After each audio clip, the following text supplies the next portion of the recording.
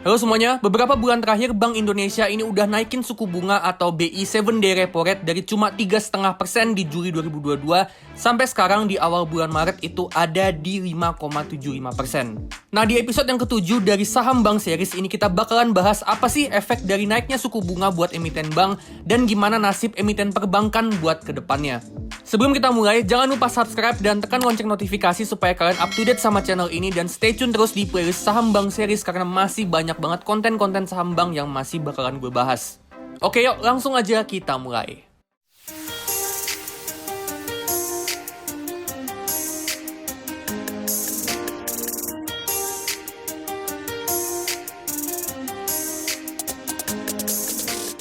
Sebelum kita tahu gimana efek dari kenaikan suku bunga buat emiten bank, pertama kita perlu tahu dulu gimana model bisnisnya bank. Jadi model bisnisnya itu kayak gini. Bank itu dia ngumpulin dana dari masyarakat, terus dana ini disalurin dalam bentuk kredit atau pembiayaan. Terus bank bakal dapat keuntungan dari bunga kredit atau pembiayaan yang dia salurin. Terus sebagian dari bunga atau keuntungan itu bakalan dia kasih ke nasabah yang punya rekening tabungan atau deposito dalam bentuk bunga tabungan atau bunga deposito. Nah, setelah kita tahu gimana cara bank dapat duit, sekarang baru kita bahas gimana efek suku bunga ke kinerjanya bank.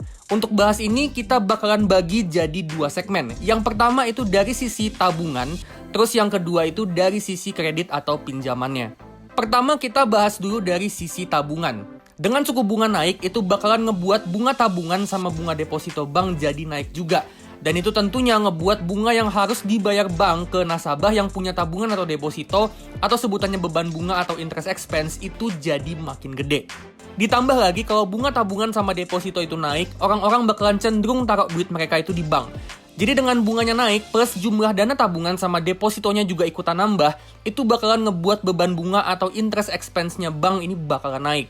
Tapi walaupun kenaikan suku bunga ngebuat beban bunganya bank jadi naik, tapi dengan dana tabungan sama deposito yang bertambah, bank itu bakalan kebanjiran uang.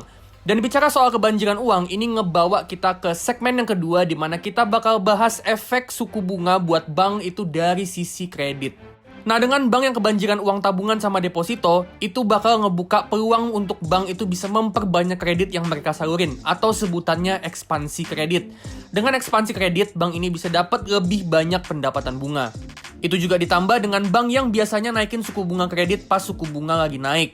Dan ini bisa ngebuat pendapatan bunga yang didapat sama bank itu bisa makin nambah lagi.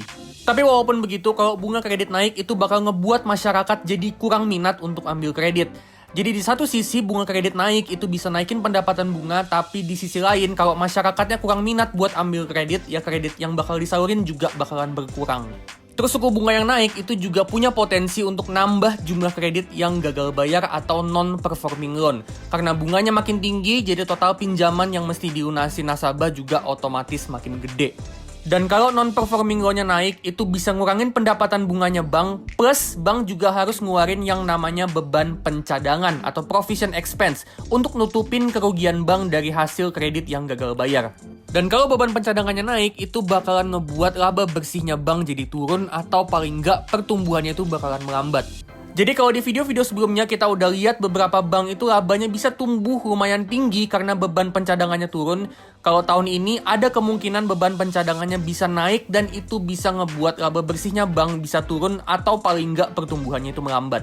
Nah, jadi sebenarnya kalau kita lihat gimana efek naiknya suku bunga buat emiten bank secara umum dari dua sisi tabungan sama sisi kredit, sebenarnya efeknya netral, ada efek positifnya dan negatifnya. Cuma emang kalau menurut gue ya, agak lebih condong ke negatifnya. Tapi kalau untuk efek suku bunga ini spesifik untuk masing-masing bank, sebenarnya itu semua tergantung dari gimana strategi mereka masing-masing. Pertama tergantung dari gimana mereka bisa jaga casa atau dana murahnya bisa sebanyak mungkin. Karena kalau dana murahnya atau casanya gede, kalaupun bunga tabungan itu bisa naik, mereka seenggaknya bisa nekan kenaikan beban bunga supaya naiknya itu nggak terlalu tinggi. Terus yang kedua, tergantung dari gimana strategi mereka untuk ekspansi kredit. Dan yang ketiga yang nggak kalah penting itu gimana strategi mereka untuk minimalisir kredit yang gagal bayar atau non-performing loan supaya seminimal mungkin. Selain itu ada juga faktor eksternal yang bakalan ngaruh, yaitu gimana kondisi daya beli masyarakat sama indeks kepercayaan konsumen ketika suku bunga naik. Kalau daya beli masyarakat bisa dijaga supaya tetap tinggi dan indeks kepercayaan konsumen bisa dijaga di atas angka 100, itu nunjukin kalau masyarakat masih optimis sama kondisi ekonomi, dan itu pertanda kalau masyarakat masih tetap mau ngambil kredit meskipun bunganya naik, dan itu bagus buat bank. Nah, kedepannya, menurut gue bank yang kinerjanya bakal tetap bagus ketika suku bunga naik itu bank yang pertama itu bisa jaga dana murah atau casanya supaya tetap tinggi. Yang kedua, bank yang selama ini bisa jaga non-performing loan-nya supaya tetap rendah. Yang ketiga itu bank yang punya return on equity yang tinggi. Sama yang keempat itu bank yang punya kesiapan modal atau capital adequacy ratio yang tinggi. Oke, itu dia ya, gimana efek dari naiknya suku bunga buat emiten bank. Nah, gimana nih pendapat kalian? Menurut kalian naiknya suku bunga itu efeknya bagus atau enggak sih buat emiten perbankan? Silahkan kalian share opini kalian di kolom komentar. Kalau kalian suka videonya, jangan lupa like dan share ke teman-teman kalian. Jangan lupa subscribe dan tekan lonceng juga supaya kalian terus up to date sama channel ini, terutama playlist Saham Bank Series. Oke, kalau gitu gue pamit dulu dan sampai ketemu di video selanjutnya.